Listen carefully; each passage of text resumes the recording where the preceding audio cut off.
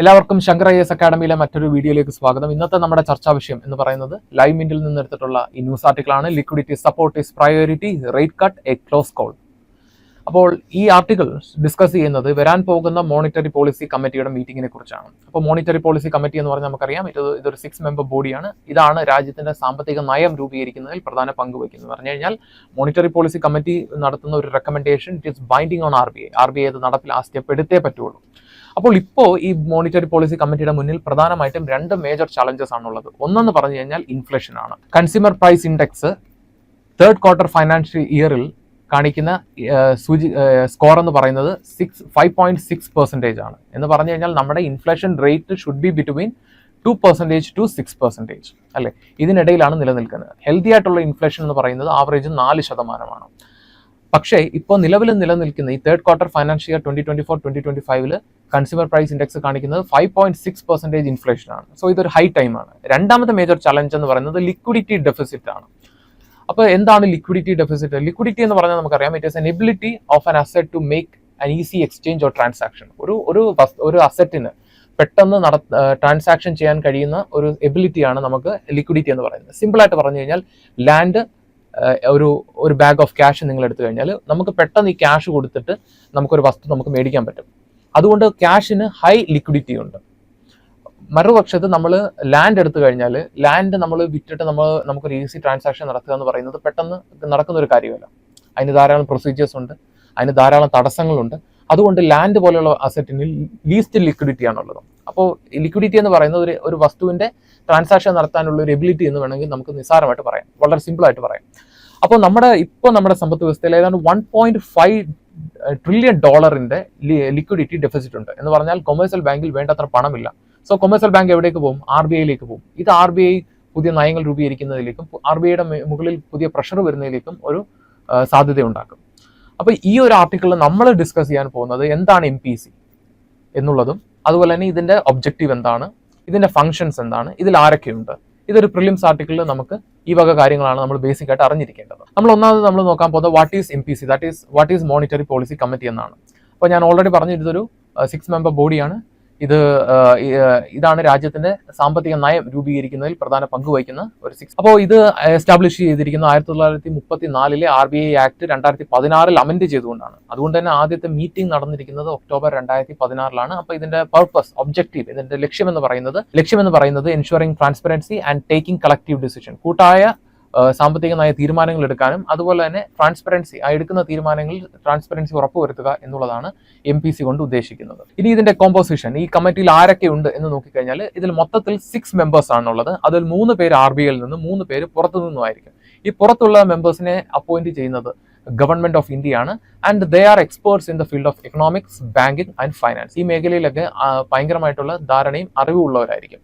ഇനി RBIയിൽ നിന്ന് ആരൊക്കെയാണ് എന്ന് നോക്കിക്കഴിഞ്ഞാൽ ഗവർണറാണ് ഈ ഒരു കമ്മിറ്റിയുടെ ചെയർപേഴ്സൺ എന്ന് പറയുന്നത്, എക്സ് ഒഫീഷ്യോ ചെയർപേഴ്സൺ. അതായത് ആരാണോ ആ സമയത്ത് RBI ഗവർണർ, അവരായിരിക്കും ഈ കമ്മിറ്റിയുടെ ചെയർപേഴ്സൺ.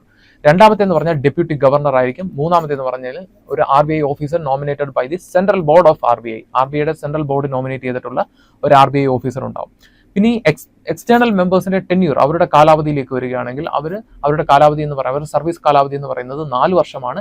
അതുപോലെ തന്നെ അവർ എലിജിബിൾ അല്ല, റീ അപ്പോയിന്റ്മെന്റിന് എലിജിബിൾ അല്ല. അപ്പൊ ഇനി തീരുമാനത്തിലേക്ക് വരികയാണെങ്കിൽ ഞാൻ ഓൾറെഡി പറഞ്ഞു, decisions are based on collective recommendations or collective decision making ആണ് നടക്കുന്നത്.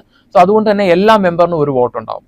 ഗവർണറിന് യൂഷ്വലി വോട്ട് ഉണ്ടാവില്ല. പക്ഷേ in case there is any ഒരു ടൈ ഉണ്ടാകുകയാണെങ്കിൽ അവിടെ ഗവർണർ വോട്ട് കാസ്റ്റ് ചെയ്യും. ഇനി ഇതിന്റെ ഫംഗ്ഷൻസ് ആൻഡ് ഒബ്ജക്റ്റീവ്സിലേക്ക് വരികയാണെങ്കിൽ ഇതിന്റെ പ്രധാനമായിട്ടുള്ള ഫംഗ്ഷൻ എന്ന് പറഞ്ഞു കഴിഞ്ഞാൽ കൺട്രോളിംഗ് ദ ഇൻഫ്ലേഷൻസ്, അതായത് സമ്പദ് വ്യവസ്ഥയിലെ വിലക്കയറ്റത്തെ നിയന്ത്രിക്കുക, അതുപോലെ തന്നെ സാമ്പത്തിക വളർച്ചയെ സപ്പോർട്ട് ചെയ്യുക എന്നുള്ളതാണ് 2 പ്രധാന ഒബ്ജക്റ്റീവ്സ് ഓഫ് MPC എന്ന് പറയുന്നത്.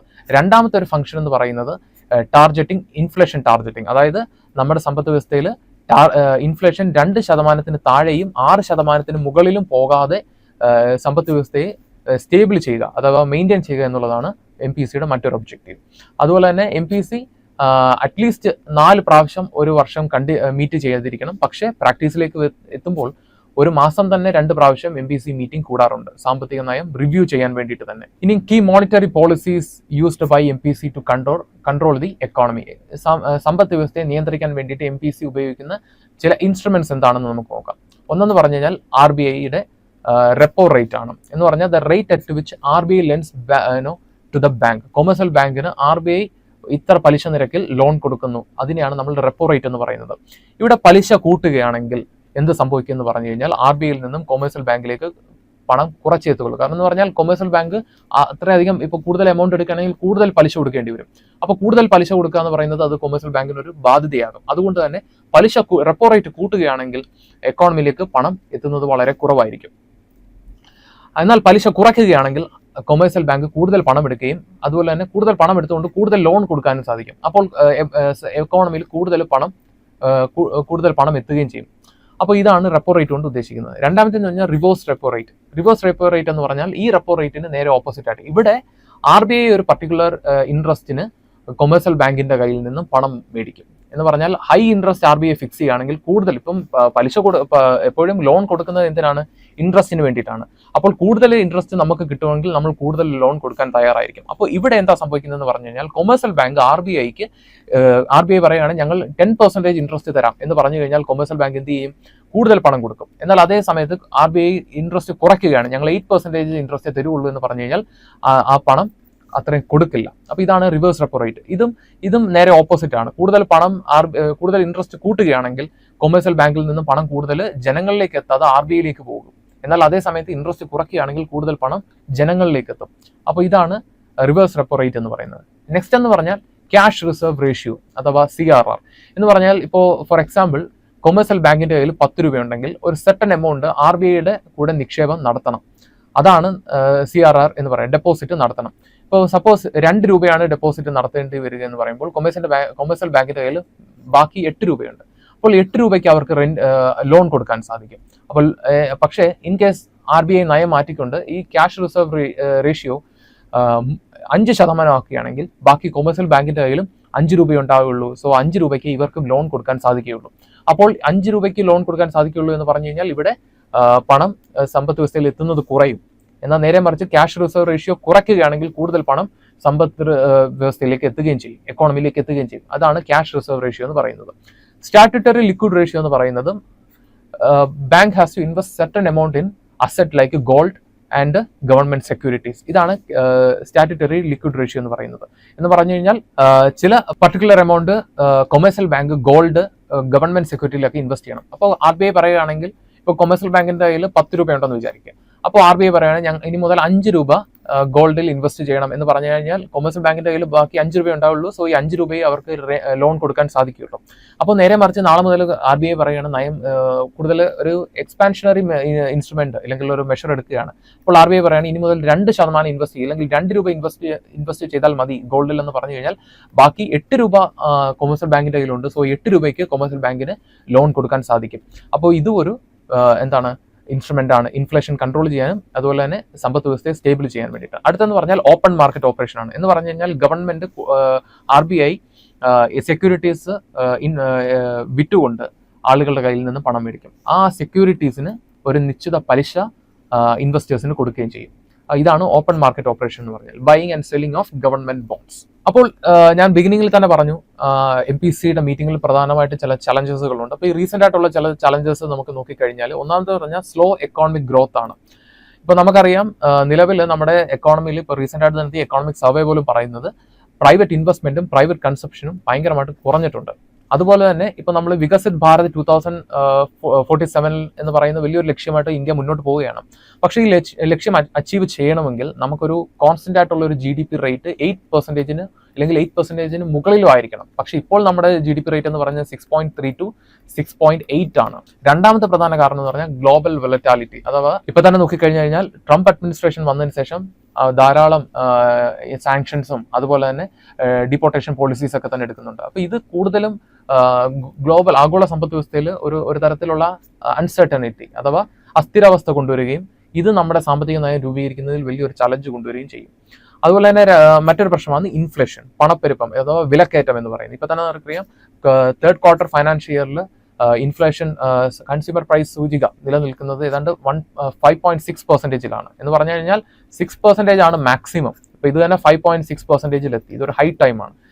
അതിന് തന്നെ പ്രധാനമായിട്ടുള്ള ഒരു കാര്യം എന്ന് പറയുന്നത് ഈ ഫുഡ് പ്രൈസ് വൊളറ്റാലിറ്റിയാണ്. പിന്നെ RBI പ്രൊജക്ട് ചെയ്യുന്നത് 4.4% വരെ ഇൻഫ്ലേഷൻ ഈ പറയുന്ന സെപ്റ്റംബർ 2025 നിലനിൽക്കും. നമ്മൾ എന്തൊക്കെ മെഷേഴ്സ് എടുത്താലും ആവറേജ് 4.4% ഇൻഫ്ലേഷൻ എക്കോണമിയിൽ നിലനിൽക്കുമെന്നാണ് RBIയുടെ പ്രൊജക്ഷൻ. ഇനി അടുത്തെന്ന് പറഞ്ഞാൽ ലിക്വിഡിറ്റി. നമ്മുടെ സമ്പദ് വ്യവസ്ഥ ഇപ്പോൾ തന്നെ ഒരു ലിക്വിഡിറ്റി ഡെഫിസിറ്റ് ഫേസ് ചെയ്തുകൊണ്ടിരിക്കുകയാണ്. അതുകൊണ്ട് തന്നെ കൂടുതൽ പണത്തിന് വേണ്ടിയിട്ട് RBI കൊമേഴ്സ്യൽ ബാങ്കുകൾ RBI സമീപിക്കുകയും ഇത് ഇനിയും വരാൻ പോകുന്ന ലോൺ ക്രെഡിറ്റ് ഫെസിലിറ്റികളെ ഇച്ചിരൂടെ ഇതിന്റെ പലിശ കൂട്ടുകയും കൂടുതൽ കോസ്റ്റ്ലിയർ ആക്കുകയും ചെയ്യും. എന്ന് പറഞ്ഞാൽ ഇനി മുതൽ സ്റ്റാർട്ടപ്സ് ഒക്കെ സ്റ്റാർട്ട് ചെയ്യണമെങ്കിൽ നമ്മൾക്ക് ലോൺ എടുക്കാൻ പ്ലാൻ ഉണ്ടെങ്കിൽ we have to pay high interest. അങ്ങനെ ഒരു സിറ്റുവേഷൻ വരും.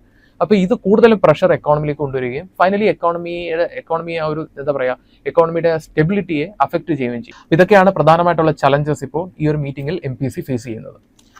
അപ്പോൾ നമ്മൾ ഈ ഒരു ഡിസ്കഷൻ നമ്മൾ എന്തൊക്കെയാണ് ഡിസ്കസ് ചെയ്ത് നോക്കി കഴിഞ്ഞാൽ MPC എന്താണെന്നും അതിൻ്റെ ഒബ്ജക്റ്റീവ്സ് എന്താണെന്നും അവർ യൂസ് ചെയ്യുന്ന കീ ടൂൾസ് എന്തൊക്കെയാണ് എക്കോണമി സ്റ്റേബിൾ ചെയ്യാൻ വേണ്ടിയിട്ടുള്ളതെന്നും പിന്നെ നമ്മൾ സർട്ടൻ ചലഞ്ചസ് ബിഫോർ MPC ഇതൊക്കെയാണ് നമ്മൾ ഡിസ്കസ് ചെയ്യുന്നത്. അപ്പോൾ ഈ ഒരു ക്വസ്റ്റ്യൻ ആൻസർ ചെയ്യാൻ നോക്കുക. Consider the following statements regarding MPC. Statement 1, the governor of the RBI is the ex officio chairperson of MPC. Yes. Statement 2, external members have a tenure of 4 years and are eligible for reappointment. So, eligible allennu nammal nokki kazhinju, they are not eligible. And the question is asking about which of the following statements are incorrect. Idil തെറ്റായിട്ടുള്ള statement ഏതാണെന്നാണ് question ചോദിച്ചിരിക്കുന്നത്. തെറ്റായിട്ടുള്ള statement option B ആണ്, only 2 ആണ്.